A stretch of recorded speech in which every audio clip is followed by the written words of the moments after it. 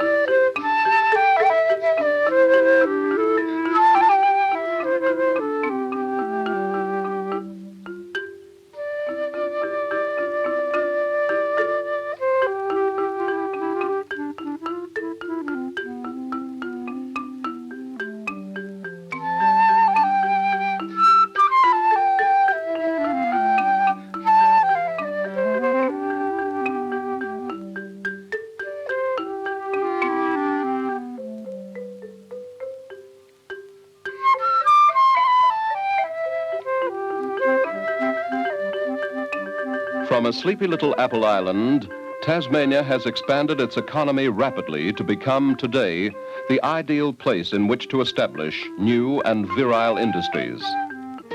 Tasmania is Australia's island state, some 200 miles from the mainland, and ideally situated to supply Australia, New Zealand, the Pacific Islands, and the vast potential markets of Southeast Asia. Tasmania today is far more than apples. Tasmania has abundant hydroelectric power throughout the state for industries like these. A $100 million hydroelectric scheme is currently harnessing water supplies that are second only to Canada's.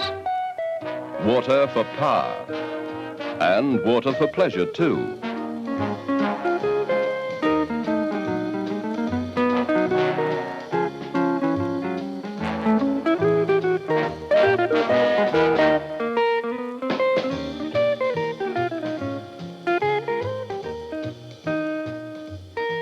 Not only water within the country, but water around Tasmania. Natural deep water ports that serve shipping lines that circle the world.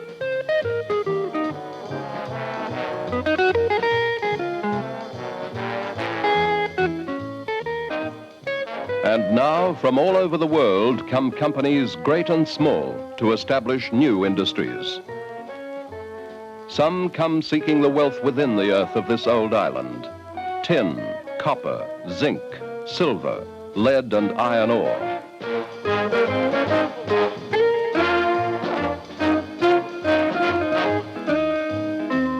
This is the $65 million iron ore development at Savage River in the northwest of Tasmania.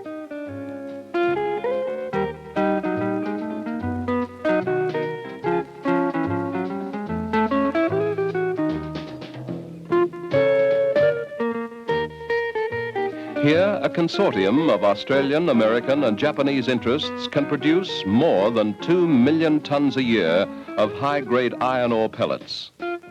Savage River has meant the development of yet another deep water port.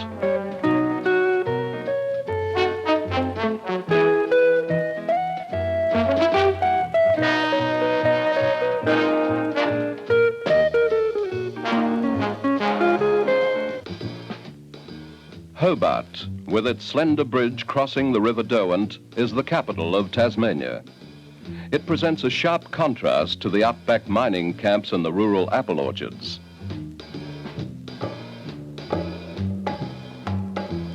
Hobart, in the southeast of Tasmania, has a population of some 122,000. They enjoy one of the highest standards of living in the world. Tasmania has a stable political climate and a history of industrial harmony.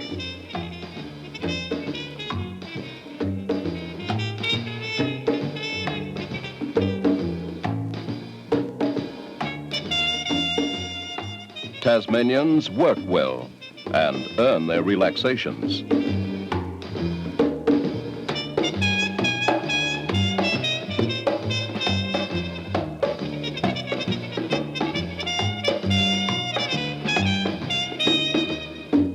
You can't get far from water. Inland, it races through creek and river to turn hydroelectric power stations to an output that will reach 1.25 million kilowatts in the 1970s. Round the island's coast, the water provides the cheapest form of world transport for export industries. In the rivers and lakes, water provides sport for all.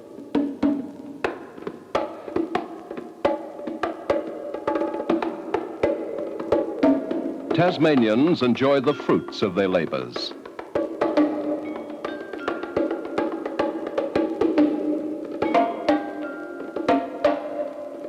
Education is compulsory for all children from 6 to 16, and the state has a high level of education.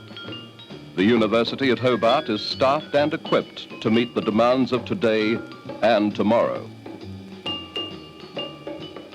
Tasmania's 375,000 people are evenly distributed throughout the island and linked by a network of railways and highways.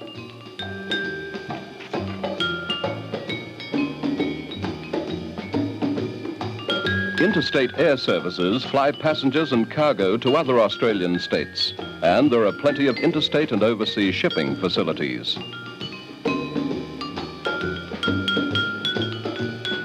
In relation to its size, Tasmania is one of the most mineralized regions of the world.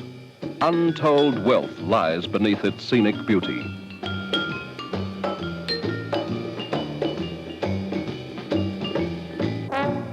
This great open cut at Mount Lyell produces some 14,000 tons of blister copper a year. A recent discovery has more than trebled known ore reserves to 19 million tons.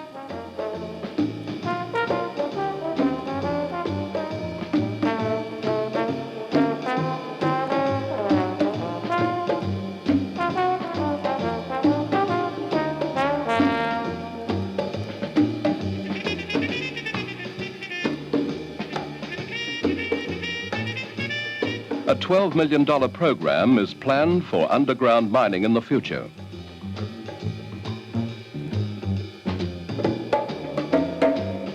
From copper to iron ore at Savage River.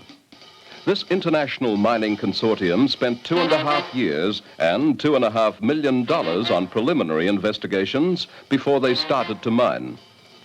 1,000 men were needed for construction work. A 52-mile pipeline was built from the mine to the coast to take the ore as a slurry. Net export income value for Australia is $40 million. It's a simpler but older story, with companies like electrolytic zinc producing more than 140,000 tons of refined zinc each year and spending $2 million a year on expansion. Extensive tin deposits are found on the west coast, as well as zinc and copper in other parts of the island. But wherever the minerals are found, it is bound to be within 75 miles of the coast. Most of the processing plants are based on deep water ports, where zinc or aluminium ingots can be loaded directly into cheap transport. Companies such as Comalco, owned by Kaiser Aluminium and Conzic Rio Tinto of Australia, and companies like Renison and Tempco are all engaged in large expansion programs.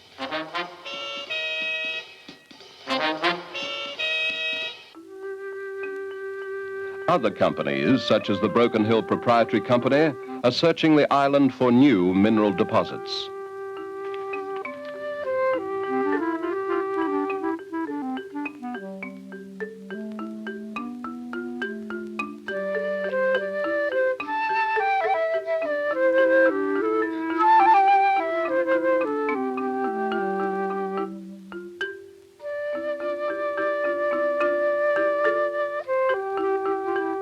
The cool, temperate climate with no severe extremes of temperature produces fine grazing lands.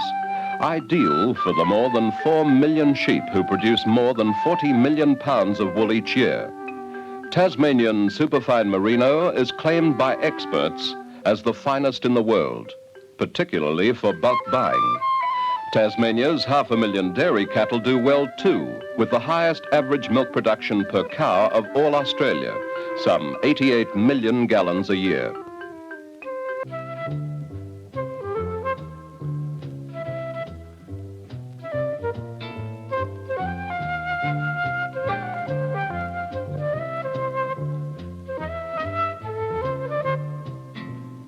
Tasmania is well known for its apples and still lingers on in some minds as the Apple Island. Though Tasmania is much more than apples today, it still supplies 2/3 of Australia's exports, some 5 million bushels each year.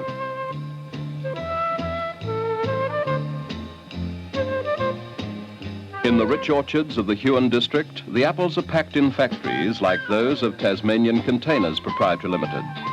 Here again, industry benefits from Tasmania's decentralized, mobile, and efficient workforce.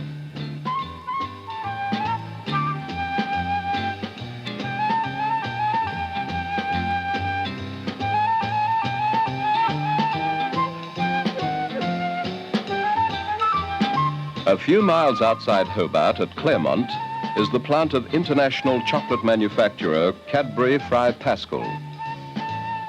Tasmanian dairy herds provide the 3 million gallons of milk used each season for the manufacture of chocolate and spray-dried milk.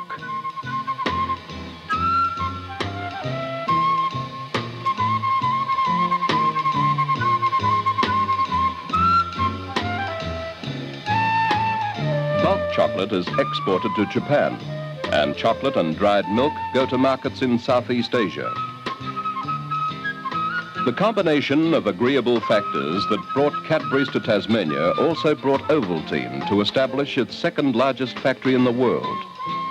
About 75% of the output from this plant goes to Singapore and Thailand, and overseas markets are being expanded all the time. All raw materials come from local industries.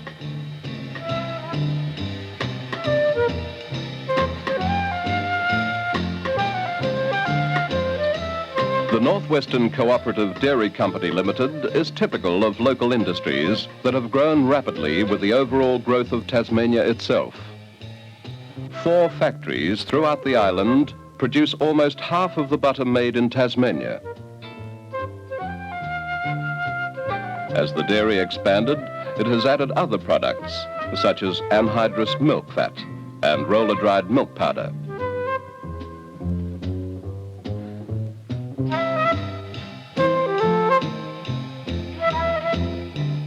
Another successful dairy produce company is Baker's Milk Tasmania Proprietary Limited. This company treats milk by the ultra-heat process to ensure it will keep for at least 3 months without refrigeration. Like many other Tasmanian companies, Baker's has received big commercial orders for this product from overseas companies.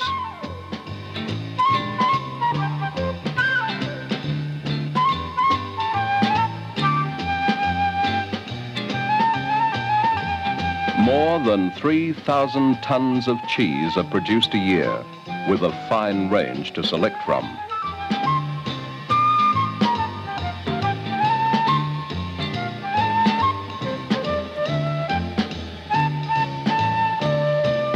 The dairy industry also provides the basic raw materials for Peter's Ice Cream Tasmania Proprietary Limited. In addition to ice cream, Peter's produce other food products.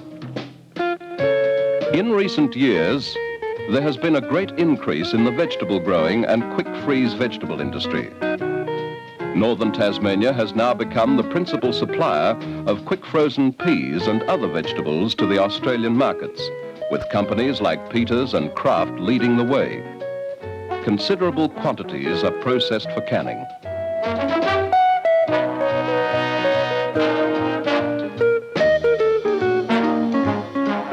A lesser-known industry, which is nevertheless growing in importance, is harvesting of seaweed. Actually, it is sea kelp, which is found along the Tasmanian coastline. A harvesting ship brings in the kelp for processing into sodium alginate. Sodium alginate is used as a thickening and stabilizing agent in food and pharmaceutical products. At Bridport in the northeast, Sevrup Fisheries Proprietary Limited has established a commercial trout farm, breeding rainbow trout for local and export markets.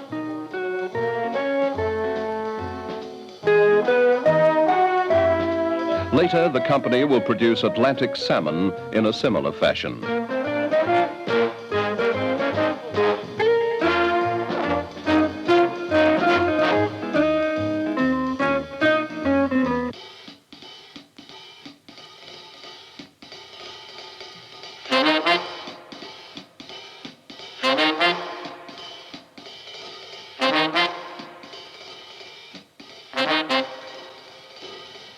Tasmania has some of the world's finest hardwood forests, which yield timbers of great industrial value.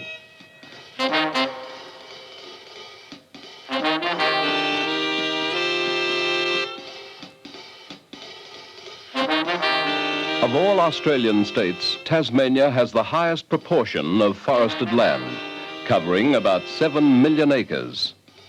This provides the raw material, sawn timber, for pulp, newsprint, quality paper, hardboard, and particle board. Burnie Board and Timber, a subsidiary of Associated Pulp and Paper Mills Limited, produces as much as 16,000 tons of flake board a year. At Boyer, Australian Newsprint Mills Limited is expanding to produce 165,000 tons of newsprint each year. Australian Paper Manufacturers has a $1 million expansion program underway. Throughout the paper industry, a continual expansion is going on.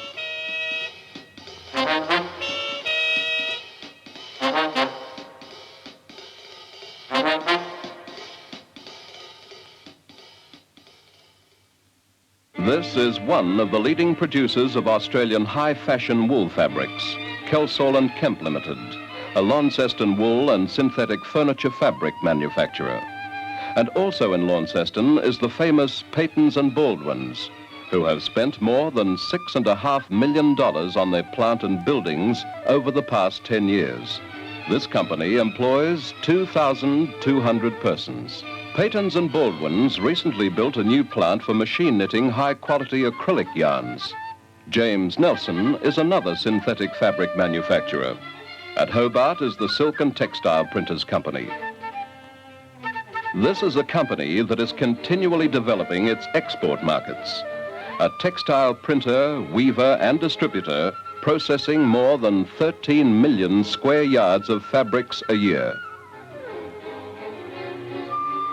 The textile manufacturing industry is strongly established in Tasmania and employs about 10% of all factory workers. In all, there are 6 substantial units producing knitting wools and woven and printed fabrics in wool, cotton, and synthetics. The post-war expansion of industry in Tasmania has meant more exports. More than $92 million worth a year now, and in spreading the name of Tasmania, it has also attracted more and more tourists to Tasmania. New passenger cargo vessels have been commissioned. Special vehicle container ships provide roll-on, roll-off cargo services between Hobart and Sydney and Hobart and Melbourne.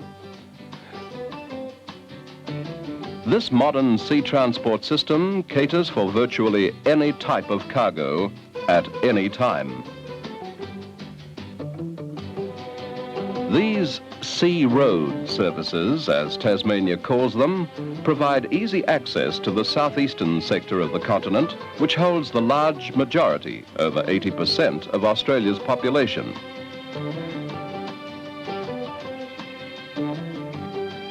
Serviced by these ships and modern air freighters, Tasmania is able to attract industries that class themselves as market-oriented.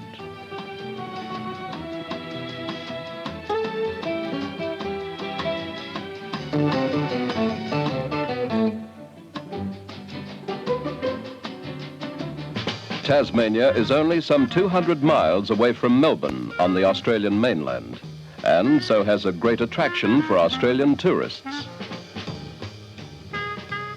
There is a wide variety of beautiful scenery and many ancient and interesting buildings that bring back Tasmania's very colourful past.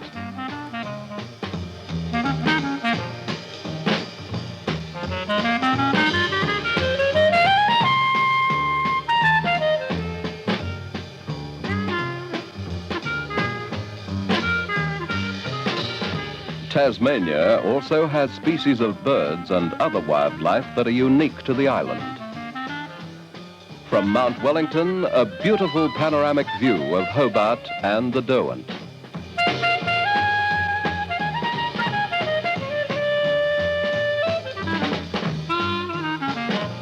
The island is littered with the ruins of heavy stone buildings, many of them built by convicts in the rough old days of the island's past.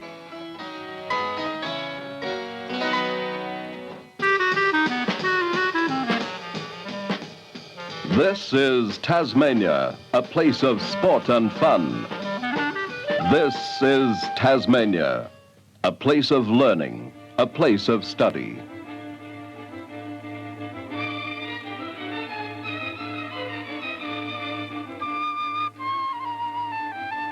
This is Tasmania, an Australian state that is clearing its decks for even greater action, even bigger economic advances.